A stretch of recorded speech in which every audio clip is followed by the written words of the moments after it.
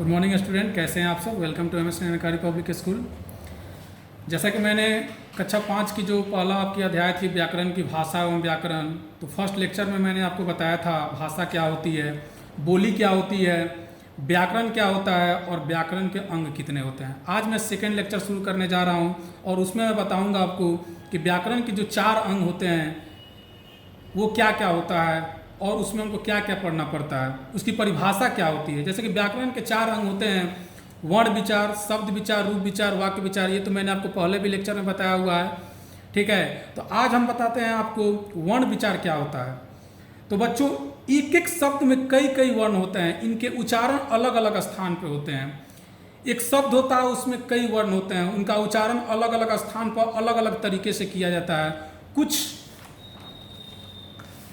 शब्द होठों से बोले जाते हैं, जैसे म, कुछ कंठ से बोले जाते हैं, जैसे ख और ग हुआ। वर्णों को बोलने का ढंग भी भिन्न भिन्न होता है।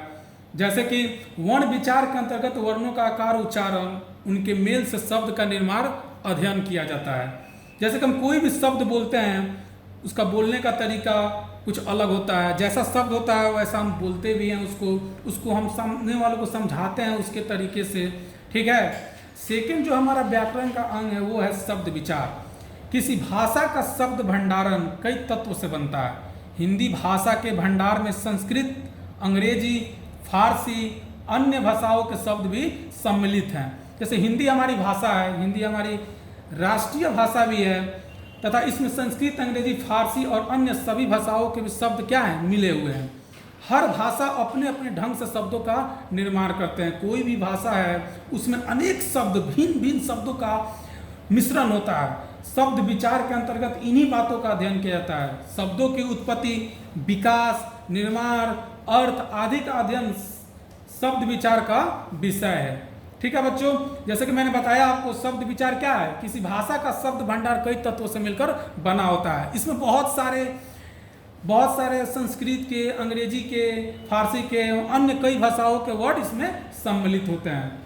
जो थर्ड पार्ट होगा आपका, जो थर्ड अंग होगा व्याकरण का बच्चों, वो होगा रूप विचार। जब कोई शब्द वाक्य में प्रयुक्त हो जाता है वह पद कहलाता है। यानी कहने का मतलब है, कोई शब्द है जब उससे हम कोई वाक्य बना देते हैं तो वो पद कहलाता है। प्रत्येक पद का वाक्य अपने विशिष्ट स्थान का होता है। कोई भी वाक्य होता है, ठीक है, तो उसका एक अलग स्थान होता है, विशिष्ट स्थान होता है। कुछ शब्द पुल्लिंग होते हैं, कुछ स्त्रीलिंग होते हैं, कुछ पद पुल्लिंग होते हैं, कुछ पद स्त्रीलिंग होते हैं, कुछ अपना पद रूप में बदलते हैं। जैसे लड़का का रूप जब बदलेंगे तो लड़के भी होगा, लड़कों भी होगा। कुछ पद अपना रूप कभी नहीं बदलते हैं, जैसे कि बच्चों अगर, ये अपना रूप कभी नहीं बदलेंगे, यदि है, परंतु है। रूप विचार या पद विचार के अंतर्गत इस बात का अध्ययन किया जाता है कि पदों के रूप कैसे बनते हैं।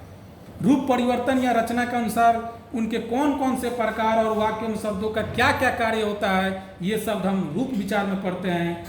तो बच्चों, जो चौथा अंग मैं व्याकरण का बताने जा रहा हूँ वो है वाक्य विचार। वाक्य विचार क्या होती है, तो भाषा का मुख्य अंग वाक्य होता है। वाक्य का विश्लेषण करने पर कई पद, कई शब्द मिलते हैं।